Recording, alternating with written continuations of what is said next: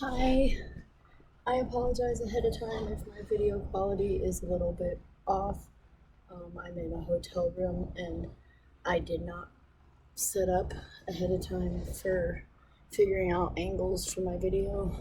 So I'm going to try my best to make sure it's in view. I'm just going to check and make sure. I'm going to hold it closer so that you can see.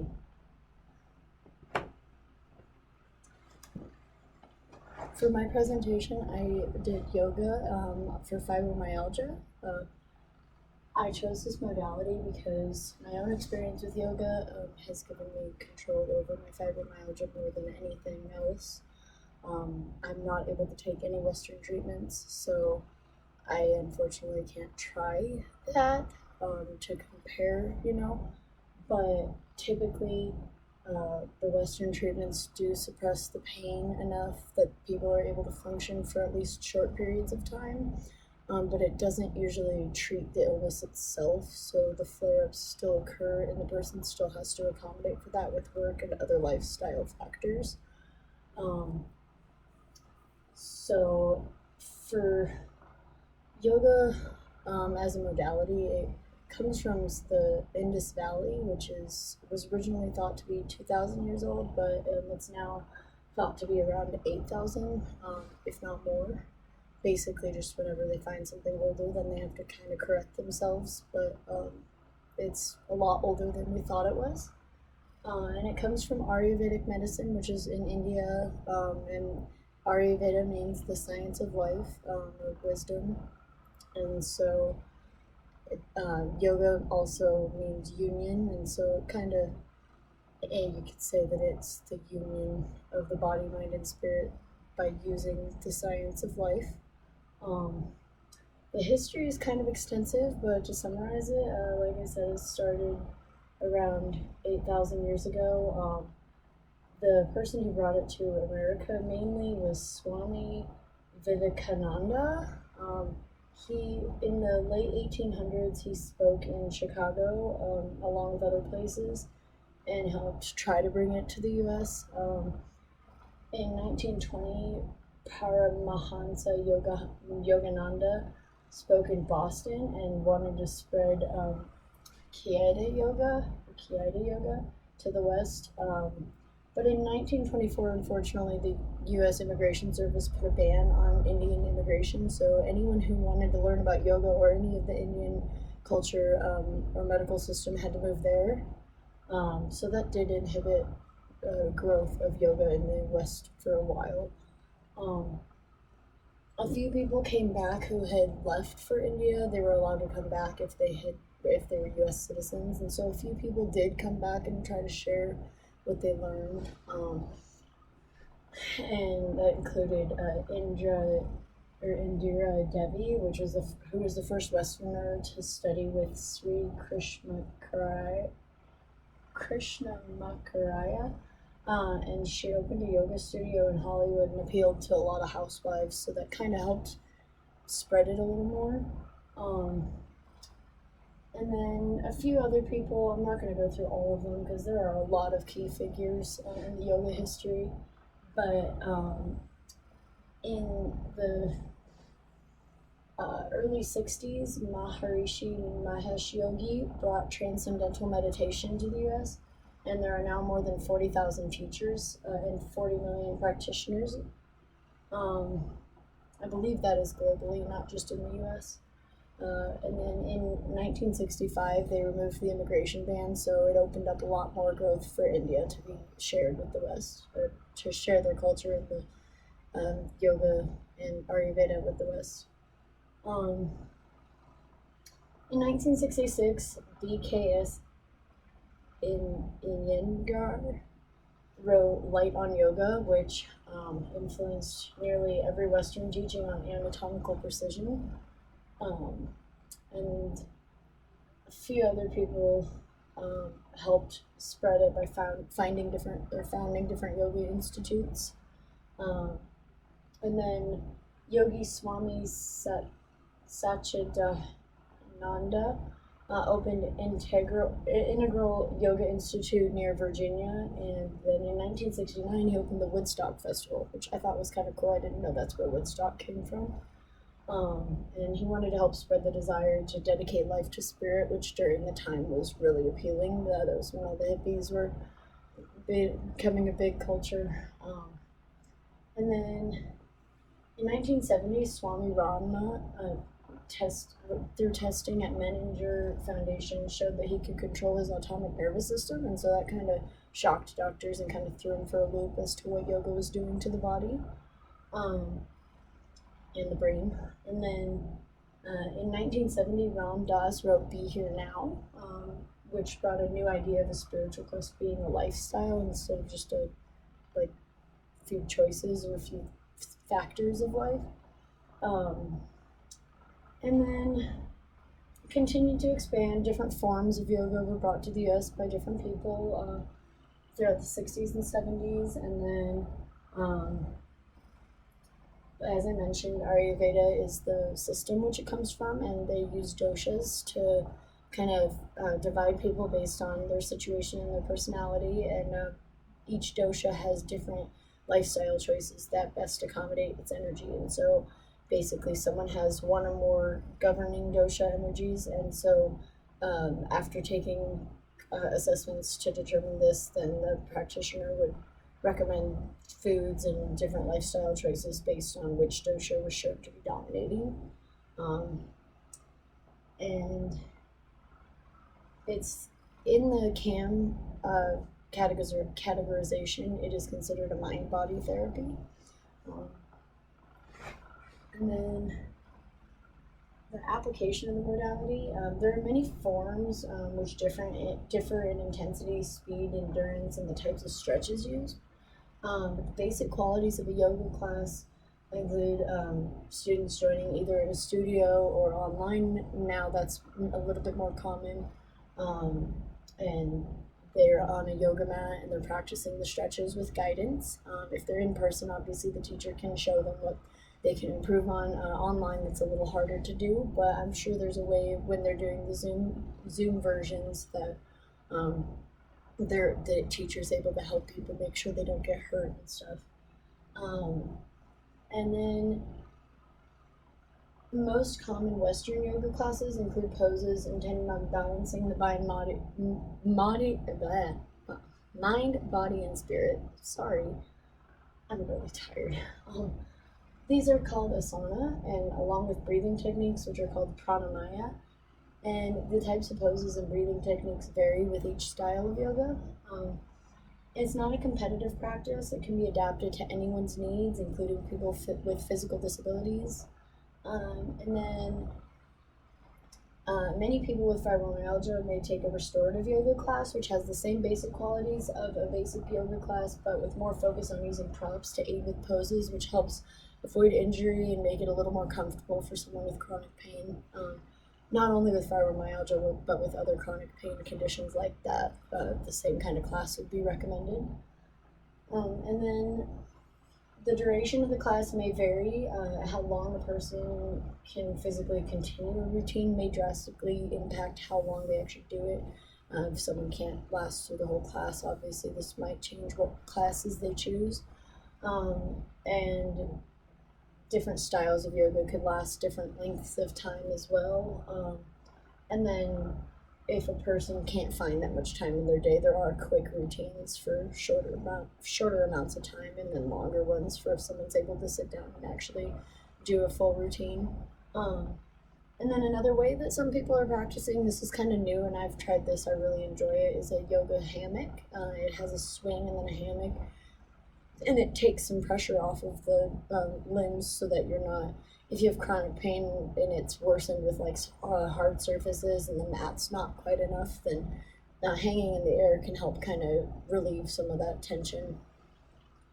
And the projected outcomes from like the research with the populations with fibromyalgia are kind of inconclusive for a few reasons.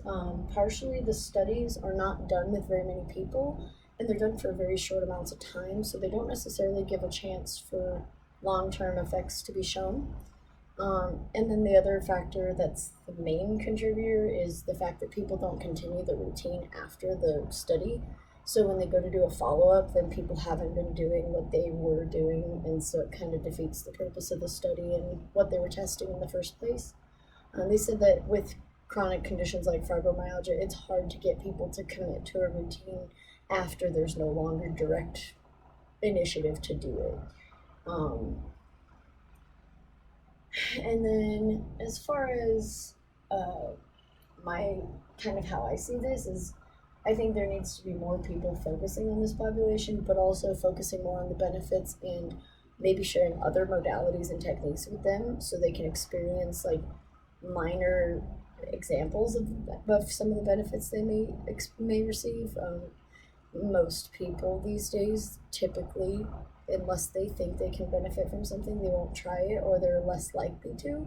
So I really want to focus on showing people the benefits and emphasizing the benefits, but then also expanding and showing them other modalities so they can kind of maybe be more motivated to try and continue with a yoga routine if they realize how good other things feel. And so maybe other relaxation techniques or other mind body techniques might help them.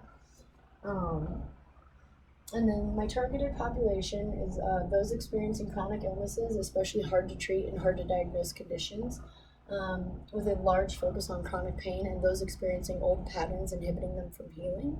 And I think this is a really big um, root cause of a lot of people's situations. And even though there's individual conditions that could be focused on, I think focusing on that might appeal to maybe a broader audience, but also an audience that's more committed to healing themselves. And I have trouble with audiences with people who aren't committed to it, and so I think that might help me appeal to the audience I want to help.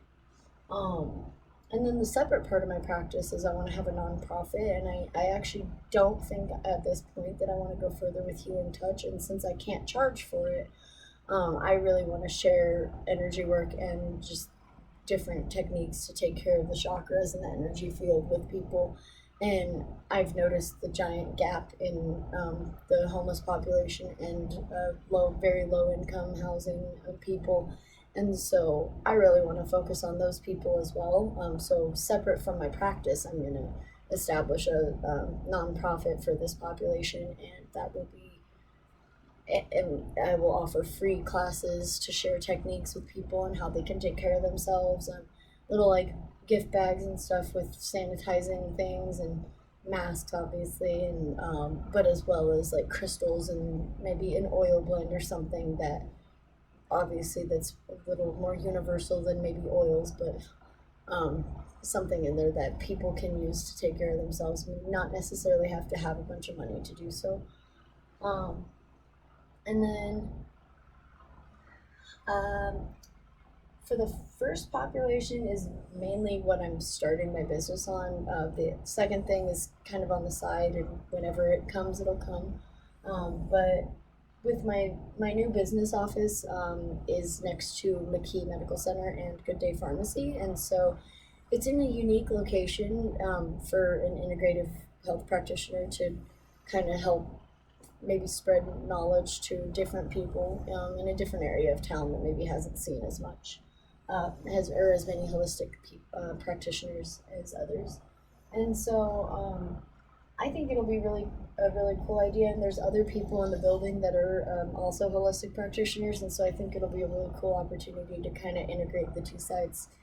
And once I get my yoga certificate, then if I'm still in that spot, then it'll be even cooler because I know that there's also a few other medical practitioners on the western side, and so it could be a good area for my targeted population to just kind of naturally be. And so I think that's my goal there. And then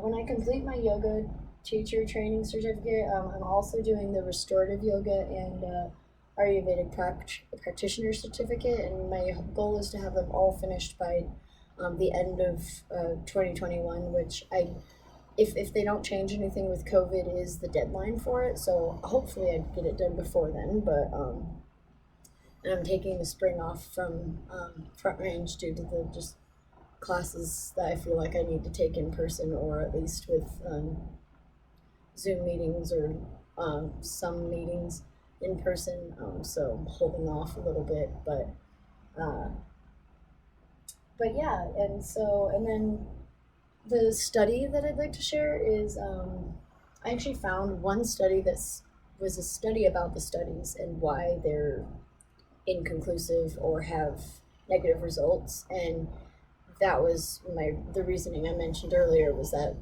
they're very short. They tend to either not do follow-ups or the people don't continue when they do go to follow up with them. And so they have really good short-term data. From what it sounds like, the short-term effects are extremely good, not only for fibromyalgia but for a lot of the tested conditions. But the long-term effects and even moderate term effects aren't really conclusive because of what I mentioned. But the study, they kind of did an overall study of different conditions, and there were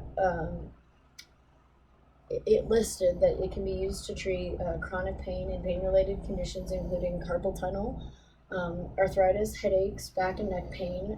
There have not been enough research on its direct influence on fibromyalgia for them to say definitively, but they recommend trying it for someone who's open to alternative therapies.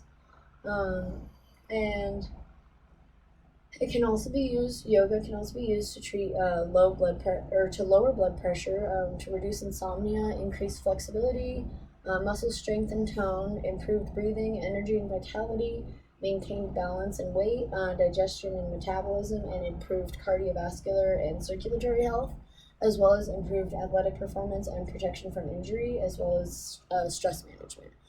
Because a lot of these impact someone with fibromyalgia, I think that alone is a good reason for them to continue studying it and also for people to be open to trying it. Just because a lot of those, the stress, the insomnia, the energy, the muscle weakness, and tendency to get injured more, all of those things would be extremely beneficial for someone with fibromyalgia, even if it wasn't treating the overall condition and curing it as Western medicine describes.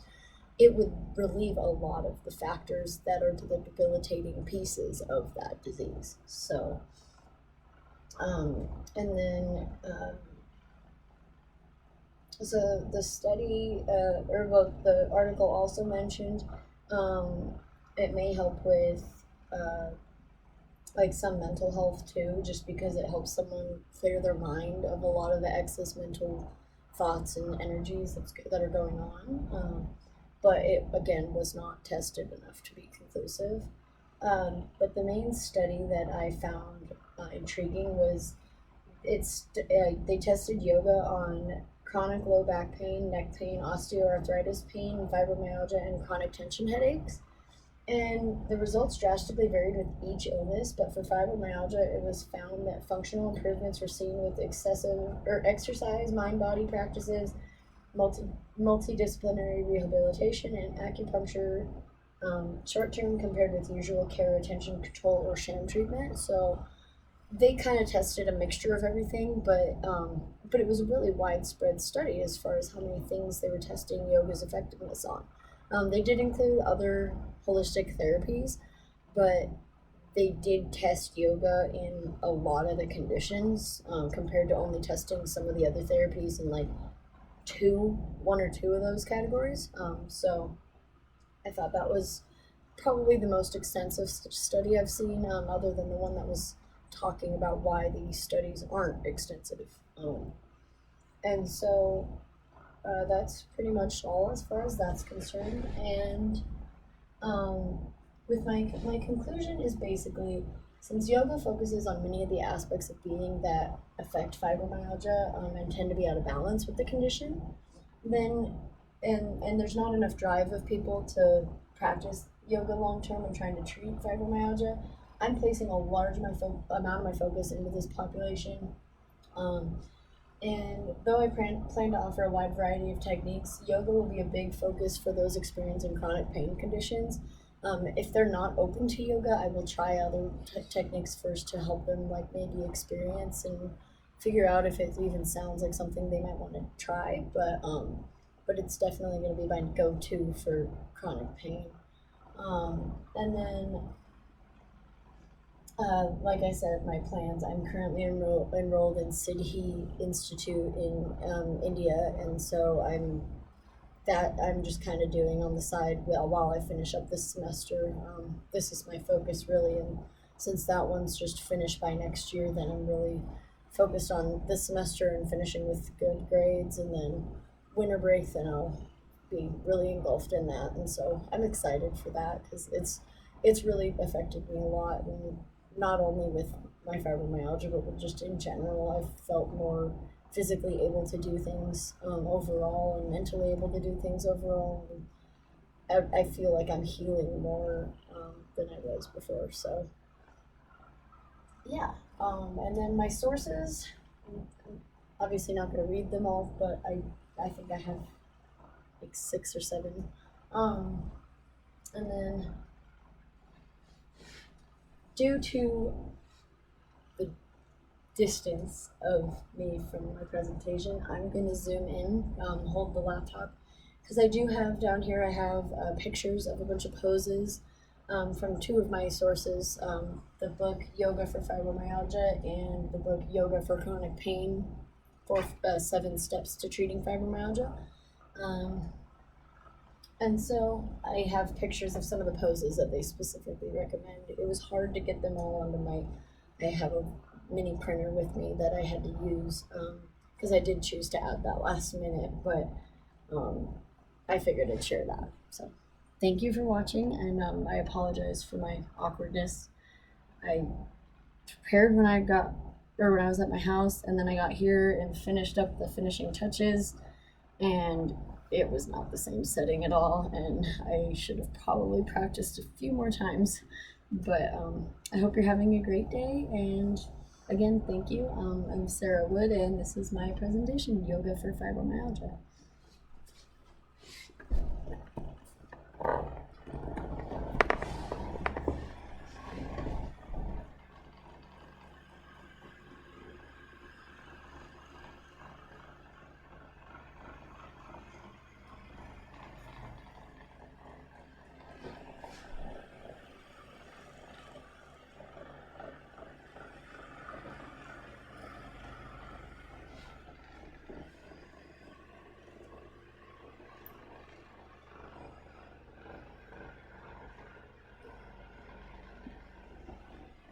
And I will be uploading a picture of it too, since it's hard to read. Thank you.